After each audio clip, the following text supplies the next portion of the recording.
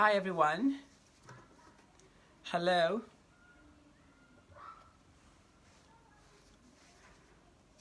Welcome to today's live class with me, Hassan Abdul Baki, your communication coach. Many of you joined this group yesterday after the release of my Ramadan communication guide. I got a lot of requests from people who want to be flyers. We call each other flyers in this community.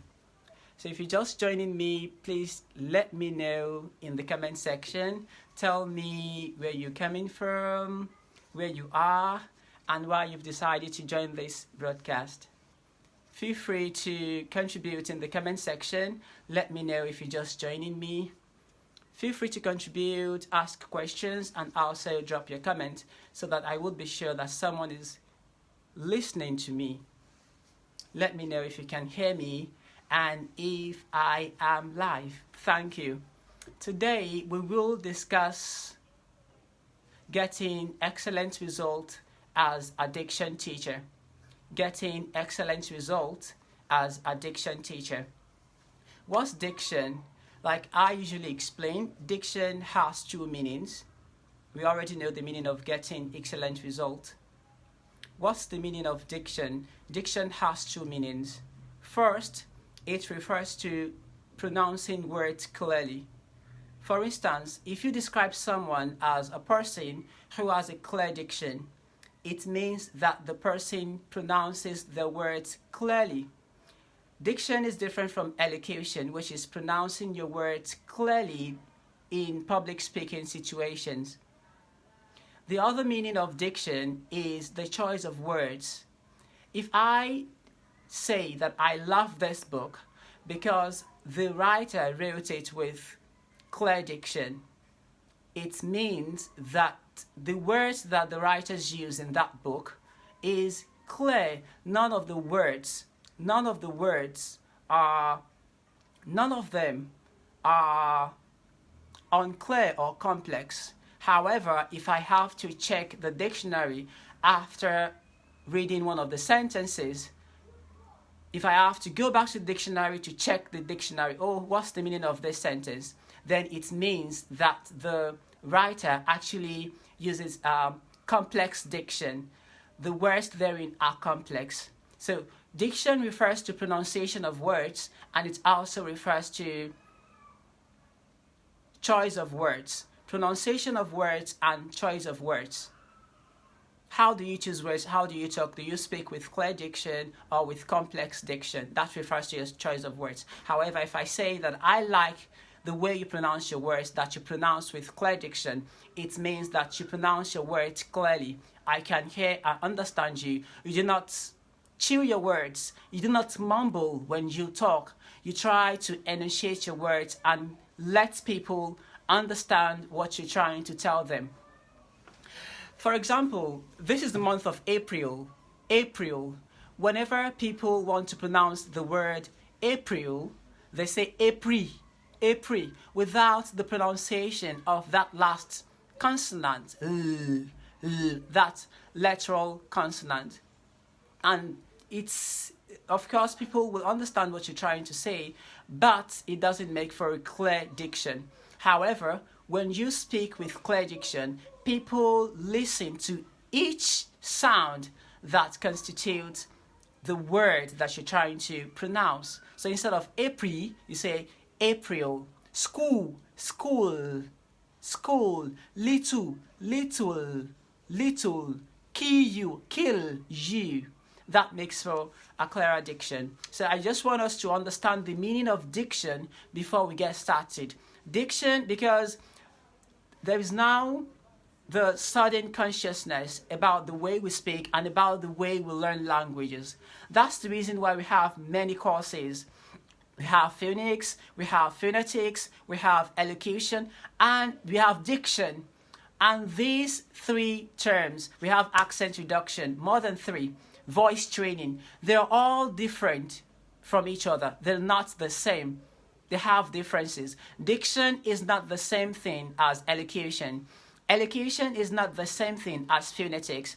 Phonetics is not the same thing as accent reduction. Accent reduction is not the same thing as voice training. They're all different. But whenever people come, they just say, oh, I want to speak clearly. So it's now upon you as a coach or a tutor to help your clients to detect the exact problem that they need solutions to. When you listen to them, you can already say, okay, the problem that they have is with elocution. Maybe it's the kind of person who they try to get into word searching phenomena when they're talking, or their speeches are usually filled with fillers. Fillers refer to your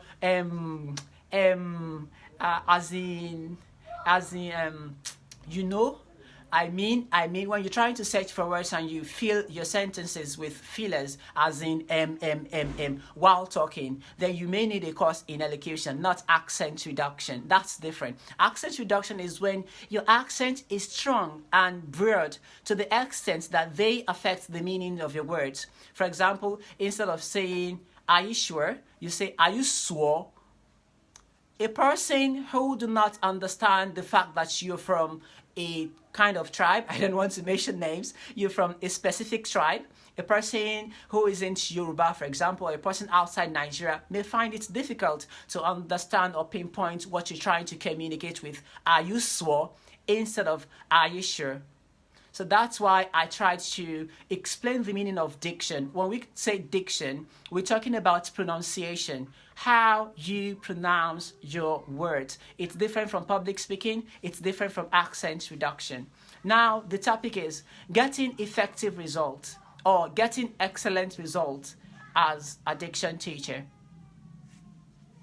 Okay, now let's get started with my story, my personal story. During NYC, I already received it. Okay. During NYC, I was posted to a school in Osun State. When I got there, I realized that they have problems with regard to diction, pronunciation, the students especially. First, when I got to the class and started talking in my in my kind of English, with this same accent. After my introduction, talking to them, introducing myself, one of them just stood up and told me, Malam, I don't understand any of the things that you have been saying. That was surprising and amazing because what I speak isn't even American English, not even British English. It's just a Nigerian who already knows diction or practiced elocution. I was surprised and amazed. So I had problems initially. The students do not understand me and they do not have a solid background in oral English. So I had to start from scratch, secondary school student. So what did I do? What I actually did was I changed the syllabus. I created my own syllabus for them because I studied linguistics, and in linguistics, we study language-related problems and how to effectively solve them. Before then, I hadn't studied any other course because right now I already studied. After studying linguistics, I went to study elocution, got certification in elocution before I studied global pronunciation taught by British tutors. So I had to create a new, just from what I got in error and constructive analysis at the university, I created something else for them. And I was just about the result. But the school owners and the teachers were telling me, oh, is it possible for them to get it? Is it possible for them to understand how to transcribe, how to speak clearly, even without no prior foundation? Remember, we don't have all the time. You only have 30 minutes and we have it like 2 to 3 days per week. That's English language as a subject. And you're not going to be teaching them oral English alone. They still have to learn grammar. They have to master their essay writing and so on. I told them, don't worry. I will make sure that it doesn't disturb others and they also get fruitful results. What did I do? I created another syllabus for them. I created my own way of teaching for them, because if I followed that syllabus, they won't understand. And that's one of the problems we have with our syllabus. You want to teach clause, you want to teach phrase, but hey, the student does, you want to teach subject, you want to teach object, but hey, the students do not understand those things that will help them pinpoint a clause. They do not, okay, a clause must have a subject and a verb, a finite verb, right? These students do not understand what a verb is. They cannot pinpoint. They can say, okay, it's an action word. They can say run, dance, jump. But when it comes to what's the verb, what's the syntactic category of the word is, for example, they're mute. They do not know. How do you explain the concept of finite verb? How do you explain the concept of clauses to those people? They do not understand subjects or objects. They can't differentiate. And that's one of the problems of our syllabus. Schools do not have to follow syllabus if it is not in tandem with what the students already know. Schools do not have to. If you want to follow the syllabus compulsorily, you will cause problems. For example, so what happens is you want to follow the syllabus, what you already learned the first term, you didn't finish the topics in the first term. You had like 6 to 7 topics that you didn't complete before the next term. Now you're not in the second term, and you want to use the second term syllabus. However, the people who actually formulated the syllabus, the people who actually formed the syllabus,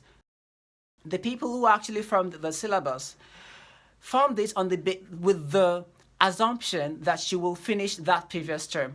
So a core member is just coming and you want us to start from. Yes. Please type in the comment section if you can hear me, and let me know where you're watching me from, so I know that I'm actually talking to people and I will be moved to teach you better. Please let me know in the comment section your name, where you're watching me from, if you're enjoying it. Pinpoint what you can pinpoint from what I'm trying to say. Please type in the comment section. No one has been typing, and this is more than 11 minutes. Type in the comment section. So I had to formulate my own syllabus, and it was successful. Before the end of that year, the students were able to transcribe, they were able to speak clearly, they understand the basics of phonetics, and that's what I want to discuss with you today. How was I able to get those results? I used the same result in my first online course. That course is titled 30-Day Crash Course in Clear Pronunciation and Perfect Transcription. I used the same thing in my signature course, EPM, English Pronunciation Mastery Online course, where I teach you how to speak clearly, transcribe, understand the basics of phonetics, the foundation of themes like elocution and diction in 2 months. And they were able to, many of them, they were successful at the end of the class. I was able to get those results. Those are the things that I want to discuss with you today. Hi, Muiz Alariwaju Yusuf. Thank you so much for joining me as always.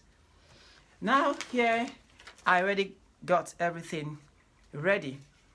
The first thing you need to do as a diction teacher, if you want to get effective result, is that you know your learners.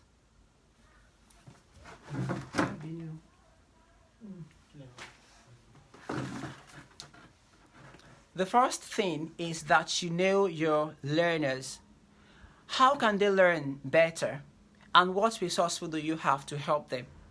For example, one of the things that I do in order to pinpoint my learner, in order to know my learner, is I don't just rush into the class, especially for my private classes, the 30K class, my personalized classes. I always give a test. That will help me know, okay, what does this person know? For instance, if I ask you to transcribe a word in your test and you tell me, oh, I don't have any idea, I don't know anything about transcription. Okay, I already know.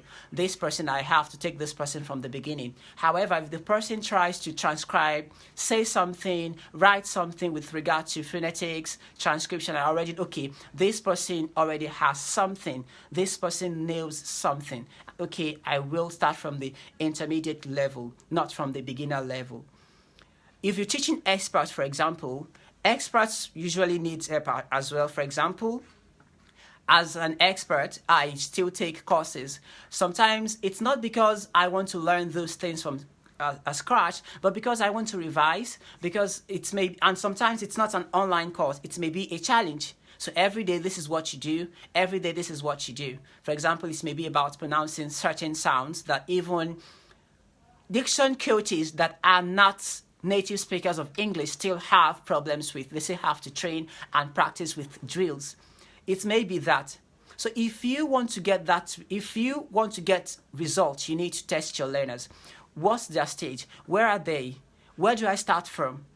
So if you start teaching transcription to people who do not understand sound system, how the sound system of English language work, they do not even understand why we have transcription in the first place, you will have problems because they do not have what is required to understand what you're trying to tell them. Am I making sense, please? Please type in the comment section if you can hear me and if you understand what I'm trying to talk about. If you also have prior experience about what I'm talking about, if you're a teacher, please join in the discussion and let's have an active conversation. Join me in the comment section, please.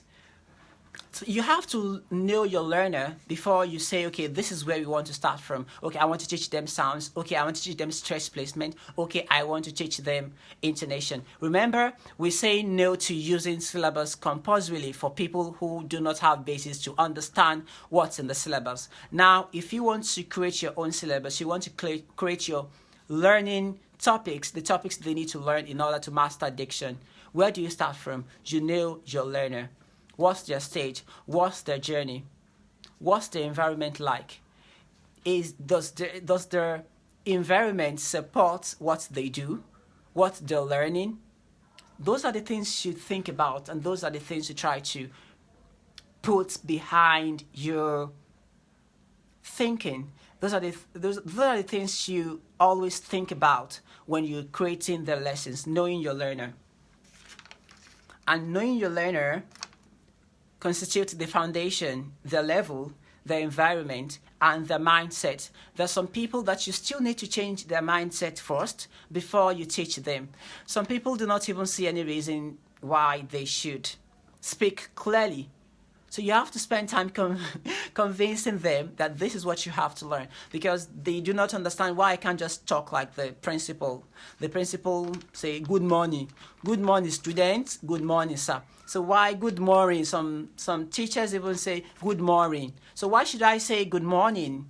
Why should I sound that way? You still have to teach them. You still have to change that mindset if they have fixed mindset. Fixed mindset may be due to scarcity. Fixed mindset may be underdog. Fixed mindset may be anything. When you have it in mind, when something stops you from becoming more, that means that mindset is trying to fix you. It's trying to let you stay rooted in a spot. So you have to work with those learners first. You have to work with the mindset first. Watch their mindsets. Train them to understand the fact that, okay, speaking with clear diction helps you to earn respect, because the way you speak is the way you communicate is how people rate you. If you write something and it's filled with errors, people just think, okay, people know, okay, maybe this is a secondary school student. Even if you have a master's degree or a PhD degree, people still, oh, how could you write this way? So those are the things you may talk to them about. Okay, you have to be able to speak well, and we're now in a world where people have access. Everyone a YouTube channel, you have access to everyone. An American may be watching your video. The people take my online courses and they're not Nigerians, Ghanaians, Americans. No, not Americans as a native speaker, not native speakers, but Nigerians who live in Americans. They take my courses. Why? They've watched my video online. So it's now a world where you can connect with a global audience without leaving your room. So those are the things you can convince them with. So you have to know your learner. By knowing your learners, first, please type in the comments section, Moiz Olaniwaju Yusuf, if you're still there. Fausat Okulola Giwa, if you're there. Please type in the comment section. Knowing your learners, the first thing you need to know about your learner is the foundation. What do they know before now? Second thing, environment. Third thing, mindset. Please, if you're joining me, please type in the comment section. I feel like I'm the only person listening to myself. Please type in the comment section. The knowing your learner, foundation, environment, and mindset. After knowing your learners, now you want to start creating your lessons. How do you teach them effectively? The first thing is that one of the things that I do is solving the problem is that I leave extreme details, especially when I'm dealing with beginners. I leave extreme details like the 3 characteristics of consonants, and especially when they do not have time. Some people do not have time. They just want to learn within 2 to 4 weeks and be able to speak. Since they're not diction coaches, they do not want to become diction coaches. It's your job to know all the voice, the voiceless, the retroflex, and so on. Are you hypnotized? Thanks so much for joining me. Hi, please type in the comment section as I speak, so that everyone could follow the conversation. Even if a person isn't online before and the person joins us, the person would be able to read what we've done before now. Thank you so much for joining me. Now we have solving the problems. You have to leave extreme details, retroflex, talking to them about retroflex, talking to them about the difference between nasal and oral, that may affect your teaching and also make them fed up of learning. You have to start from things that are fun, like tell me, why do you think we need to learn transcription, you mock English language, the spelling system in English language.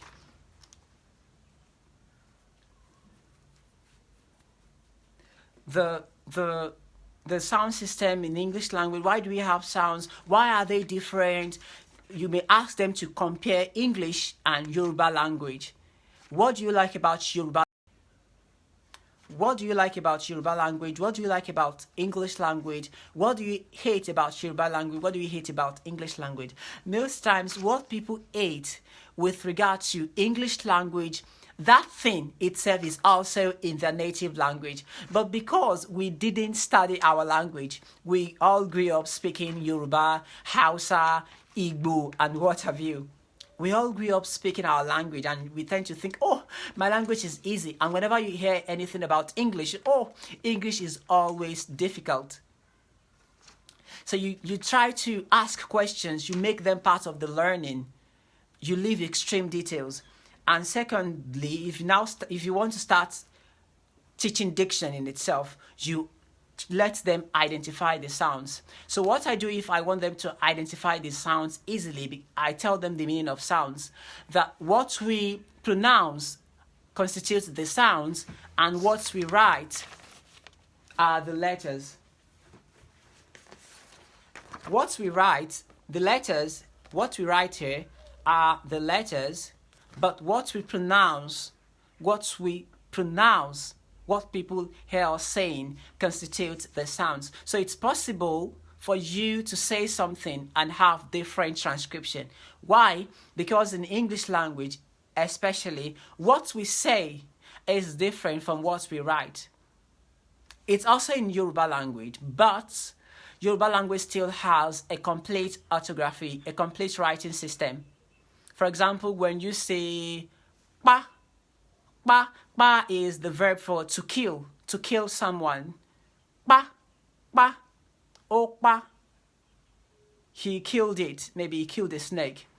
If you want to spell that in Yoruba language, you write just P and A, B and A, B, A, P and A. But in transcription, if you want to transcribe that word, you have to write pa as a sound, and that is K and P.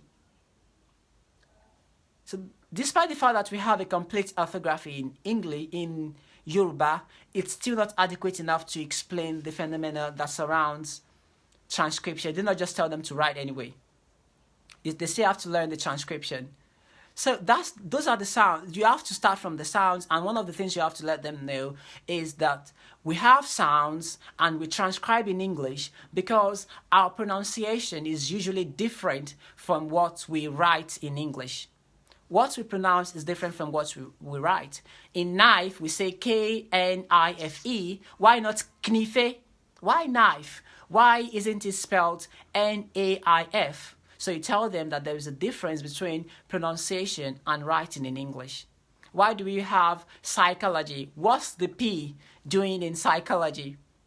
So that's where you start from. The reason why we have sounds in the first place. You explain to them we have numerous reasons why we have sounds in the first place. And under that, you explain to them the difference between the reason why English spellings are difficult, why we have difficulty in English spellings. Why? Historically, English borrowed from lots of languages, from French, from Latin. In the 15th and 17th century, English borrowed over 12,000 words from French. 12,000 words. So when English borrows from these languages, English also copies the writing system. When the printing technology was also introduced, the people that were in charge of the computers weren't English, they were German, and they just typed away. Sometimes they used the rules of the language. And then we also had when William Shakespeare came. April 23rd is World English Language Day. So we have 6 languages under United Nations, 6 international languages. From them, we have Arabic, we have English, we have French, and so on. So for all these languages, there's always a day dedicated to celebrating them. So April 23rd is dedicated to learning, to celebrating English as a language. And one of the things you need to learn about English, why is it April 23rd? Why did they fix that date? Why? It should have something. It's because it is the birthday and the death day of William Shakespeare. And he was one of those who really contributed largely to the English language vocabulary. There's some words that are not in English before that William Shakespeare contributed, added. He will just include those words in his writing and everyone would accept it because he is a very prolific playwright. He writes a lot and he's also creative. Idioms, new words to English language, and that's why the date, English Language Day, is fixed for April 23rd. Let's continue our discussion. So those are the things you let them know, the differences. After the differences, you start identifying the sounds. Now they know that the sounds are different from the letters. Letters are under alphabet. Sounds are under pronunciation. Letters are under writing. So once they understand the meanings, the difference between letters, you will be able to tell them that in English we have 21 consonant letters and 5 vowels, A, E, I, O, U. But sounds are different. For sounds, we have 44 sounds, 24 consonants, and 20 vowels. That's where you start from. Okay, they now understand, okay, sounds, pronunciation, what we pronounce. Letters, writing, what we write. Okay, sounds, 24, letters, 26, sounds, 44. 24 consonants, 20 vowels. For writing, for letters, we have 21 consonants and 5 vowels. After identifying the sounds, you identify each sound and the pronunciation. By identification, they can pronounce the words. They can pronounce the words, the sounds, individually, and they know the differences between each, because in phonetics, we were made to understand that 2 sounds are not the same. 2 sounds are not the same. They're always different. As you teach them the sounds, you should be mindful. You should attend to everyone individually, at least once or twice. As they pronounce the sound, do not just look at the brilliant students. That's another problem. Many teachers, not all of them, usually focus on the brilliant students. Yeah, the brilliant students make you happy, they make you glad, you're happy that you're teaching someone and that person grabs it immediately. However, it's not the same thing for the people we term dullards. They're not dullards. If you actually sought for other ways to teach them, you will get answers to teaching them effectively.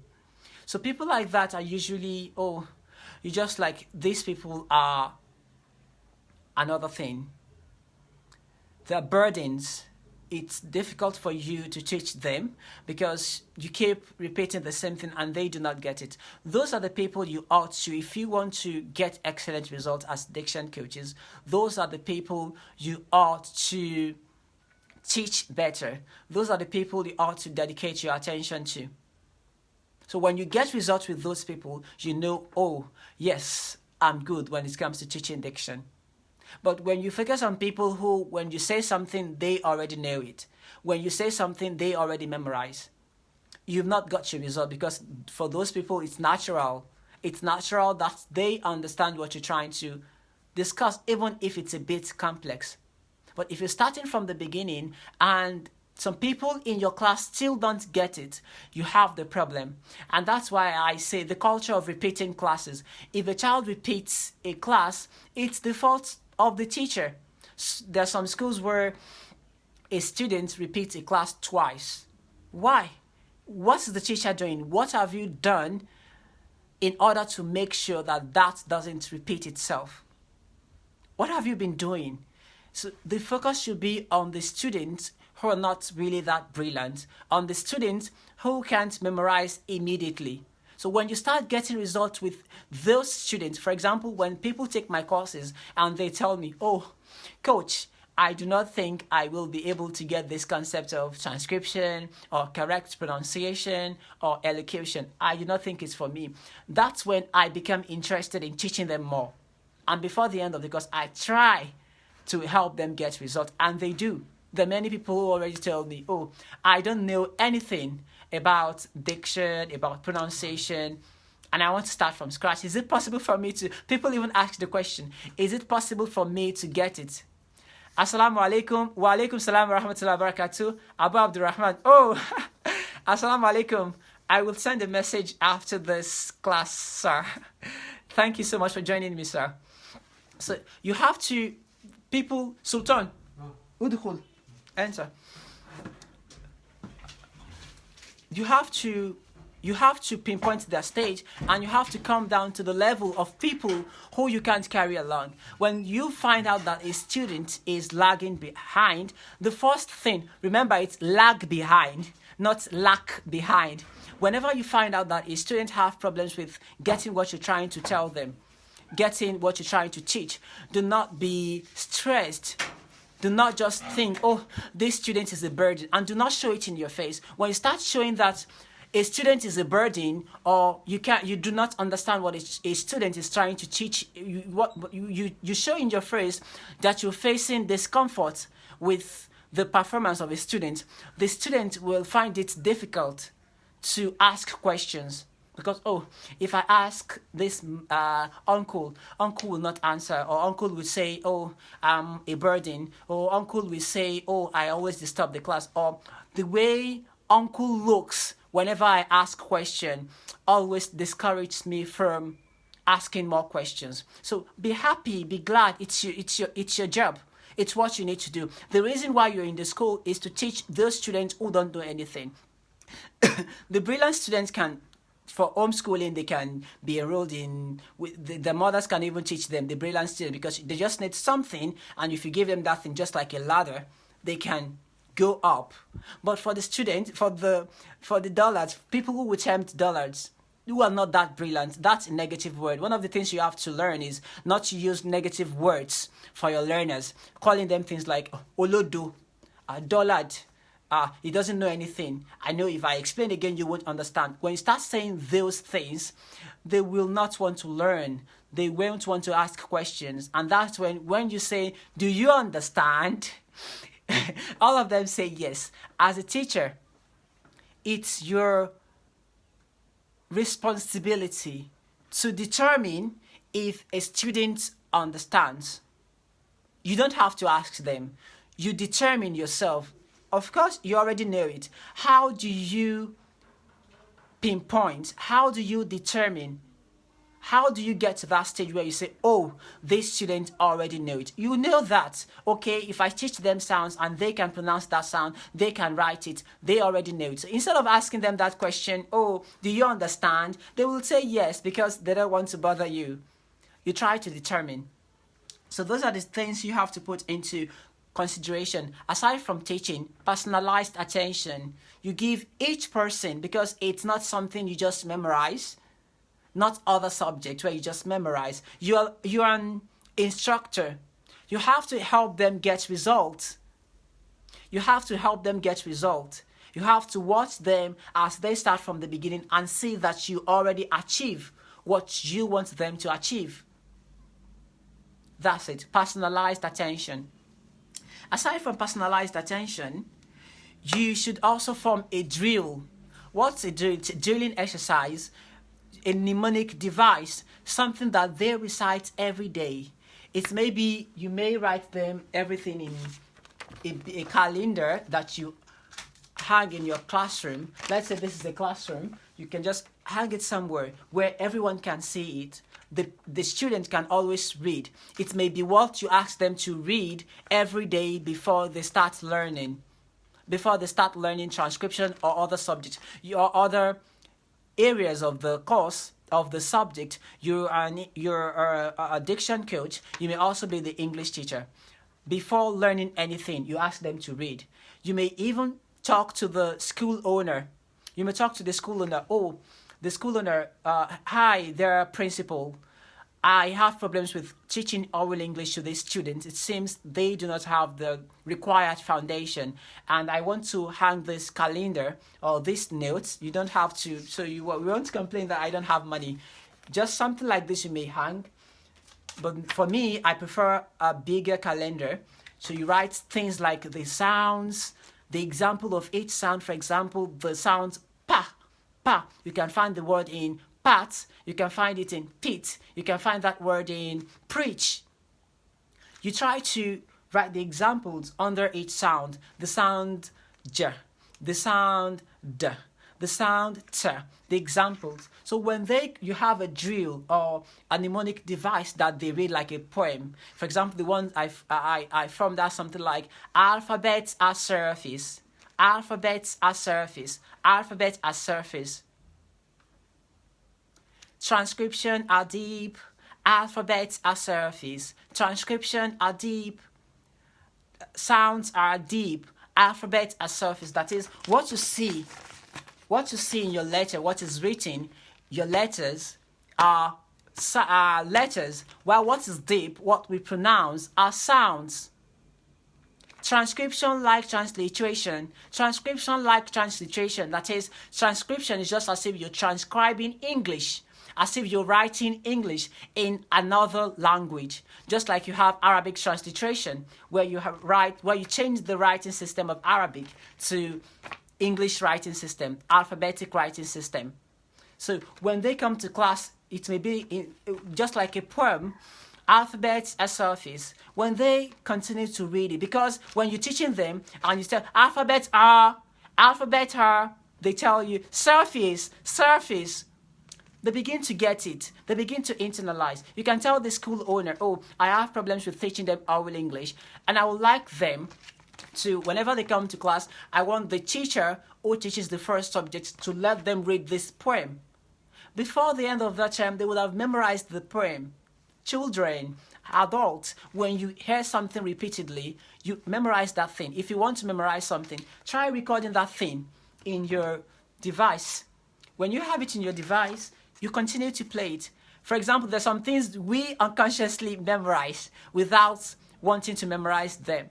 Why? Because we listen to them consistently. When we come to social media, we see such things. When we go out, we hear such things. And before we know it, we're already going with the flow. We already know the lyrics. We already know the rhymes. That's because we listen to them repeatedly, and that's one of the, you can also, so whenever you see, okay, this thing helps people to learn, you should start thinking, as a diction teacher, as a language teacher, as an English teacher, grammar teacher, communication coach, how can I bring this thing to my classroom? How can I help my students master this thing? So that's how you think, oh, this thing helps, how can I bring it? So you can bring poems, let them read that poem daily in order to master. So just like we have it in Matno Ajurumia, drills, mnemonics, Matno Ajurumia, things like that for Arabic, you can also bring that to your English classroom. Now, the next thing, after you understand all those things, after that, you let them know right from the beginning that learning how to speak right, because people have misconceptions with regard to concerning and with regard to learning diction. They think being able to speak with clear diction is speaking with a foreign accent, or speaking like an American, or speaking like a Briton. So you have to clear these misconceptions as you learn, because there is this tendency for them to start saying, "How are you? How are you?" or "Good morning." They're mispronouncing those words, but they already think that speaking right is speaking in a foreign accent, or changing your voice from the original voice that you've always been speaking with. So one of the things you need to do is to clarify these misconceptions. Oh, this is what clear pronunciation means, and this is what it doesn't mean. This is clear pronunciation, and this is what is not clear pronunciation. Clear pronunciation is speaking distinctively, pronouncing your words clearly, using the appropriate stress placement and intonation, not speaking like an American or speaking like a Briton, because you're not American and you're not a Briton.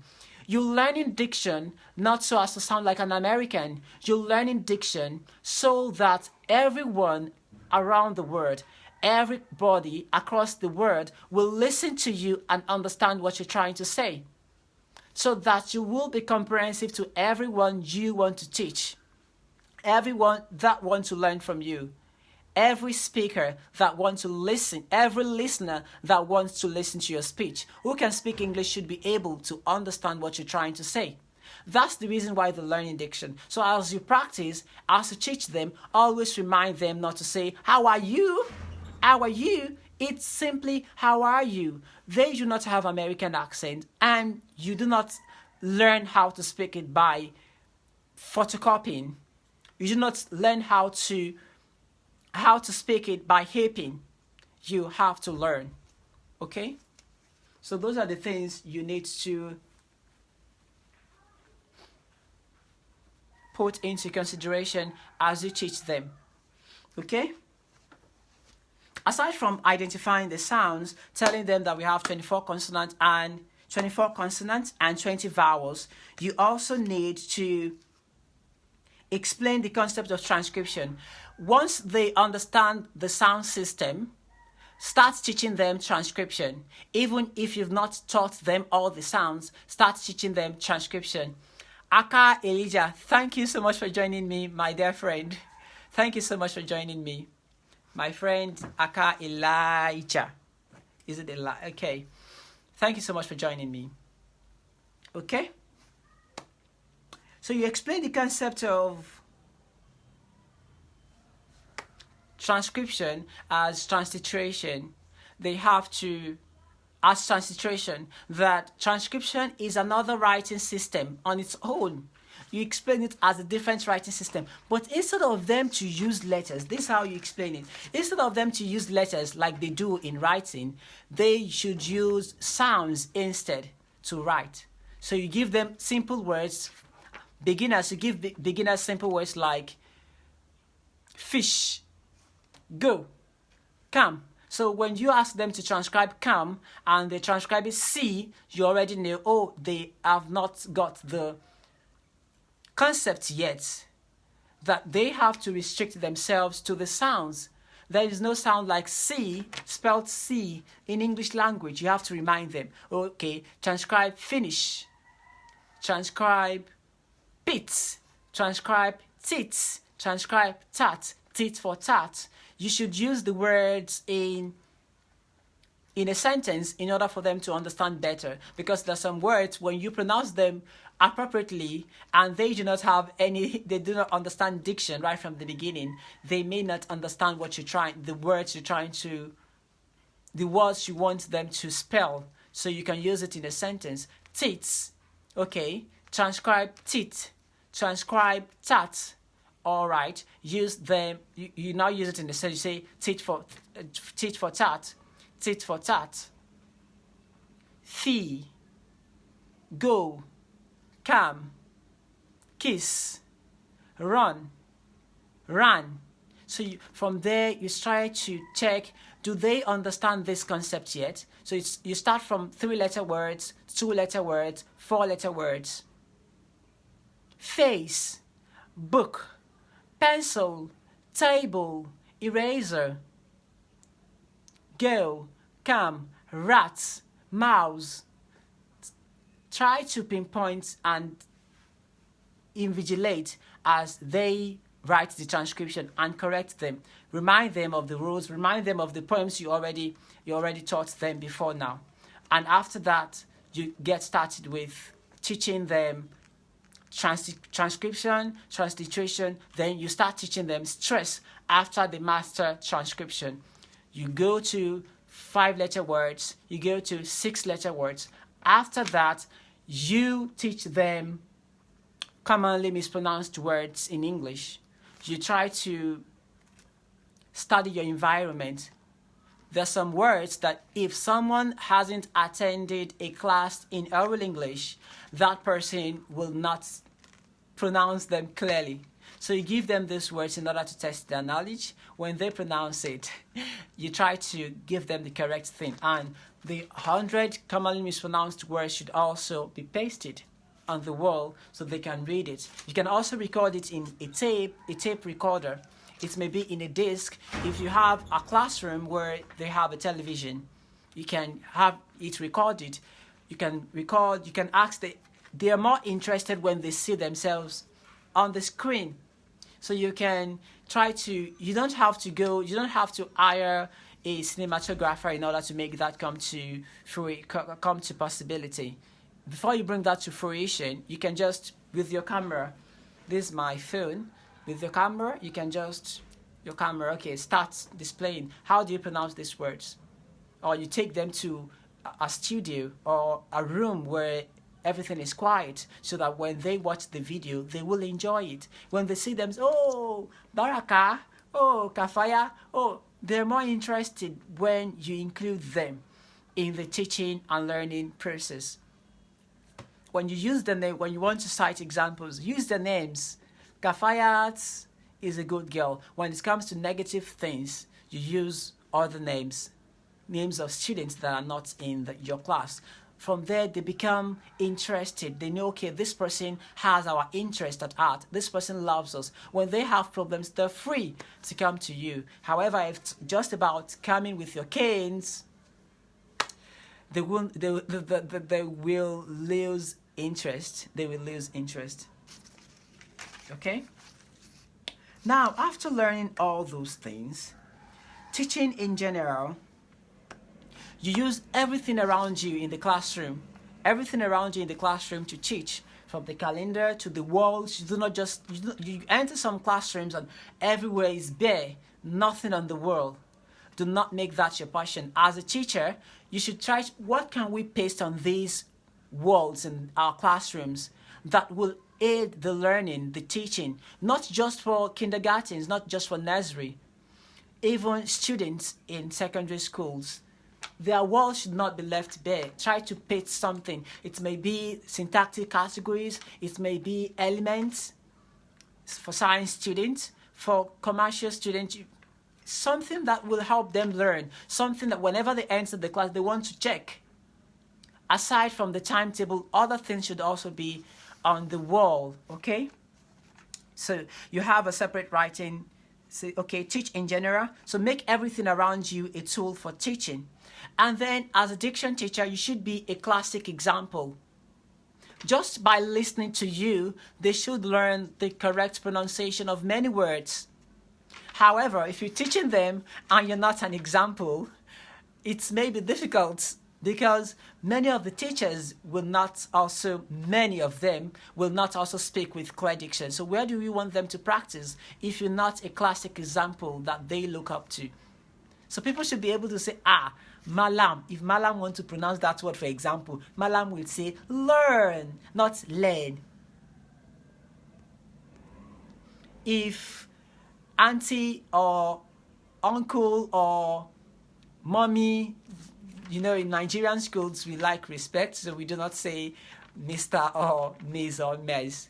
We want to show respect. So you try to ask yourself, how do I use all those things around me to help them learn? So you should be a classic example from the way example. So if you are teaching them, you should be the teacher who is saying example, not example.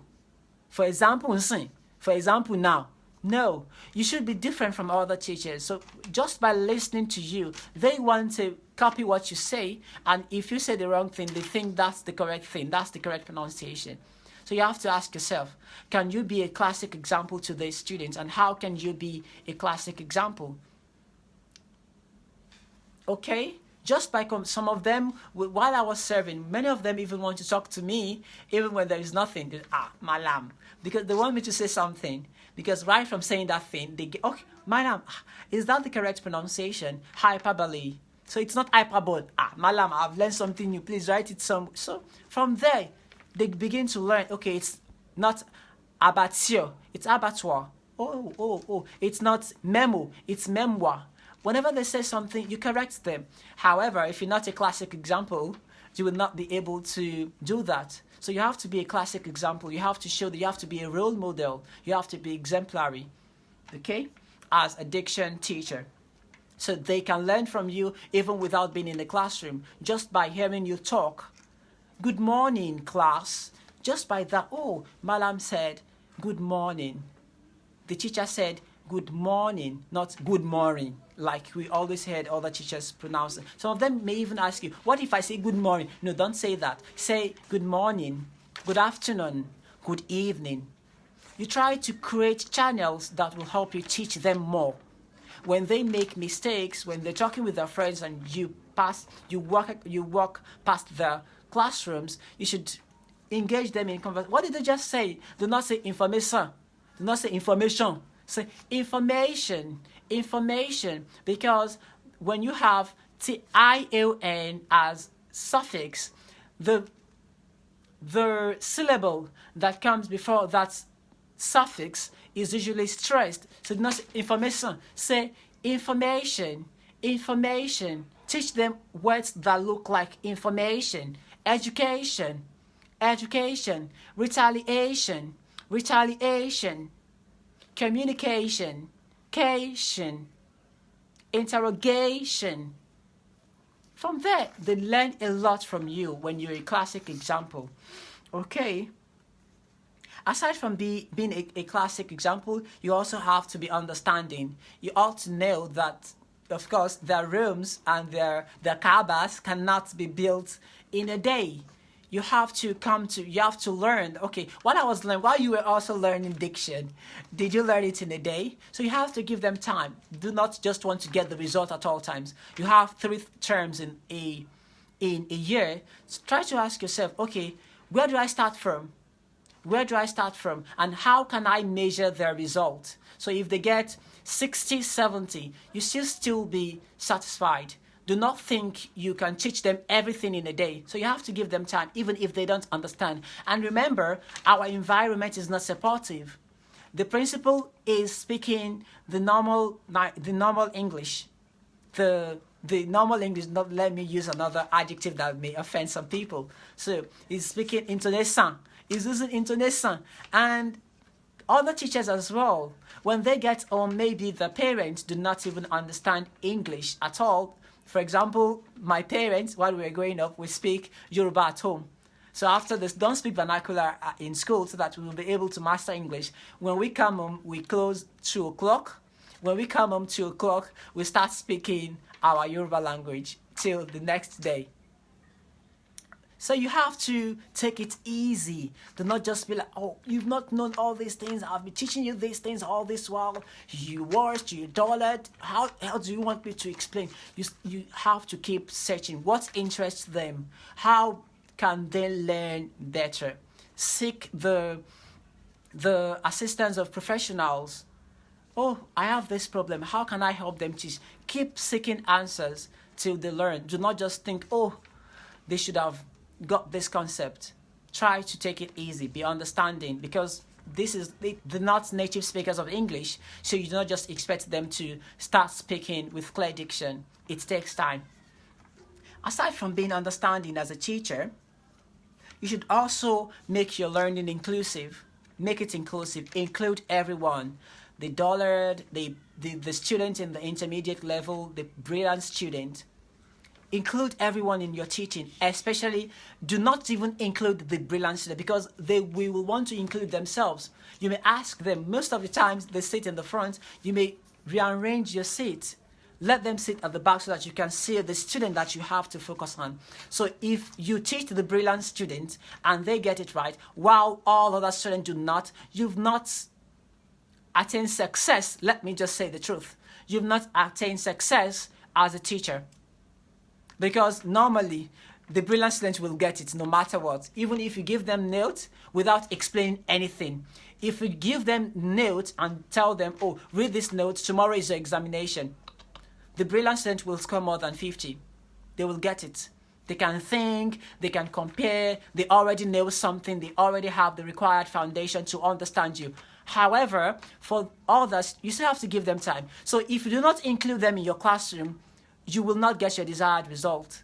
So you have to, okay, one of the things that I mentioned while I was mentioning the things you have to put in place before you set your syllabus is that you study your learners. So from there, you already know their names, their full names, their surnames. Okay, his name is Ajibade Akolade. Ajibade Akolade is his name. So whenever you come to class, where is my friend Ajibade Akolade?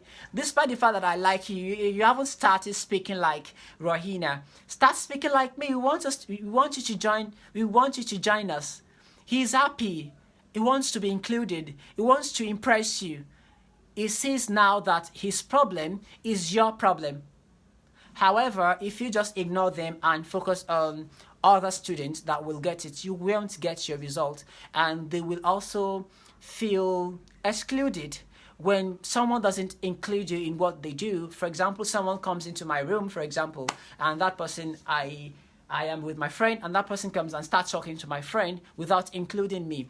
I won't feel included in that. I will just feel, okay, if I want to contribute to that discussion, it will be interference and not intervention. I won't be intervening. I will be interfering because they did not include me. However, if you smile at everyone, you do not hold grudges. That teachers who hold grudges, maybe this student is always pokes fun, is always disturbing your class. You have to make them friends. Whenever there's a joke they're trying to crack, you try to ask yourself, how do I turn this joke to what I've been teaching them? You may tell them another joke with regard to someone who mispronounced a word. For someone who did not use a word correctly, and that cost that person something. Okay, for example, there was this. While I was taking a course, there were real life examples of how not speaking right actually affected some people, especially personalities, public figures. People misinterpreted the words. People misinterpreted the words because they did not pronounce those words correctly. You can use those jokes, expensive jokes, funny jokes, make everything hilarious, make them like you. When they like you, your doors are open. You're not a teacher. They are always closed on. What are you looking for? I'll be right there. They just, what if I ask him this question? What if I ask her this question? I haven't even asked them anything and they're being this harsh. What if I ask them something? So you make everyone included. But the student, that you have to force yourself to like your student. If you hate your student, it will be difficult for you. When you see their script, when you see some scripts, you just you just want to you won't want what is better for them. But when you like them, you force yourself to like them. You make everyone included in your classroom, okay, as a teacher. Last but not least, you need to be knowledgeable. You need to be knowledgeable. You should bring things like movies to the class. Aside from that, before you can be a classic example, before you can speak with clear diction in order for them to watch you as you speak, before you can be able to get tangible results, you need to be knowledgeable. You need to understand what goes behind clear diction. You're not going there to use ideas because you won't get the fruitful result. Don't be the teacher that say, good morning. Do not say good morning. Say good morning. Both good morning and good morning are incorrect. Both words are not correct. So you have to be knowledgeable. It's last, but it's not the least. That's one of the things you have to pursue. Sometimes you're not even free with them. You do not have other qualities, but you're knowledgeable. They know, okay, this person knows what. Whenever they have problems, they come to you. Even fellow teachers want to ask you questions. So knowledge comes first before you get fruitful and excellent results. If you have questions, please drop your questions. What's the time? After 3, okay. Past 3, we've spent more than an hour and it's an hour class. So every Saturday I changed the time from 5 p.m. because I have another calendar. During Ramadan, the month of Ramadan comes with a different calendar. So I had to change the time from 5 p.m. to 2 p.m. So every Saturday throughout this month of Ramadan, throughout the fasting, I will come online 2 o'clock to teach you different topics with regard to communication, linguistics, language proficiency, writing, listening, elocution, diction, phonics, and what have you. So every Saturday, 2 o'clock, if you're a new member, try to join me. I make that announcement because of new members. Do you have questions that you want to ask me with regard to teaching oral English, or another question aside from what I already shared? We will be saying goodbye very soon.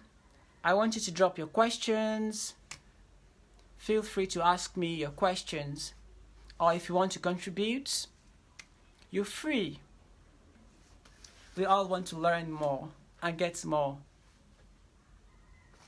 Okay, if you do not have questions, I already shared the AD for my upcoming physical training for teachers. It's called Teach Oral English Like an Expert. Teach Oral English Like an Expert. It's a 9-hour intensive diction training, and it's like a workshop, and it will take place in Akure, Ondo State. So if you're in Ondo State, number to reach me, Umar Murtala Umeza, 0810 443 1433. 0810, okay, 443-1433. Okay, 080-0810. I am always used to 0810 443-1433. So 0810-443. When you have 080, you always have 080. But when you have 1 behind your 8, you can have 081. Differences. Calling now. If you want us to have a discussion, call me after this live broadcast. I also go to schools for training. My training before the discussion, it's a 2-day training for your school or your firm. If you want your workers to speak with clear diction, just 50,000 naira, only 2 days. 2 days. So before you come to the inbox, it's out here. Other things, many of them are not free; they're paid. So 50,000 naira for the class. And if you want to have a one-on-one class with me, there is also an opportunity. We have everything for everybody. So if you want to invite me, there's something you pay. If you want to buy we have products up as less as 1,000 naira. You just pay, you get your diction bundle, and you start enjoying your diction bundle. In that diction bundle, we'll have 22 audios, 5 videos, and 3 ebooks. You keep enjoying for life. Keep enjoying the Diction bundle. If you have questions, feel free to text me. Feel free to drop your comment under my post in the group, and I will be able to answer you. Thank you so much. My personal assistant already sent the number. Thank you so much, Moise Alariwaju Yusuf. You've been so supportive. So this is my next training next week, Saturday, in Akure, 9 hours, Saturday, from 9 a.m. to 6 p.m. Of course, we have breaks, like 30 minutes break before the end of the class. 30 minutes break twice. So do not say, oh, I'm fasting, or oh, it's going to be stressful. And I play a lot in the class. Okay, so this is my next training, my upcoming training in oral English. If you're a diction coach, if you're a homeschooler, if you teach your children at home and you want a training that will help you teach them how to speak right, do not use ideas. Like I said, you have to be knowledgeable. This is a class that you don't want to miss. In that class, I will be teaching you core topics in oral English, how to teach oral English to Nigerian students. There is a way you teach oral English to Nigerians, not the way Americans teach it. No, not the way Americans teach it or the way Britons teach it. You have to bring it home. You have to compare it with Igbo, Hausa, Ijo, the languages that they speak. You have to bring it home so as to be able to get effective results. I will also be teaching you common teaching mistakes and corrections, the mistakes a lot of teachers make with regard to teaching diction. I will also be teaching you pronunciation errors, causes, the reasons why we make those errors as Nigerians, and the solutions to those problems. I'll also simplify phonetics for you. Phonetics is the branch of linguistics where you learn sounds and pronunciation. Sounds, how sounds are produced, where they're produced, the manner of pronunciation. We have articulatory, acoustic, but in that class, I will focus on articulatory phonetics. So it's a class you don't want to miss, especially if you're in Akure or Ondo State, or not far from Akure, or if you can come, it's something that's worth traveling for. If you can come from Lagos or from Ekiti or from anywhere, if you can make it to the physical training, because there I will test you right from the beginning, and before the end of the class, I will make sure that you get results. So there is no WhatsApp. Online classes, sometimes the student is on Zoom with you, but they're on WhatsApp elsewhere. So in this class, you will be focused and there will be instructions that will help us get the desired result. It's just, so even if you're not here and you will not be able to make it, try to tell your friends in Ondo State and try to share the AD. It's already in the group and it costs 5,000 naira only for one person. If you're 3, pay 10,000 naira instead of 15,000 naira. Enroll your teachers, enroll yourself, and become better in the word of speaking right. I hope I don't have any questions anymore. And if I have more questions, feel free to drop your questions under the comment section. I will be there to give you my feedback and reply. Bye.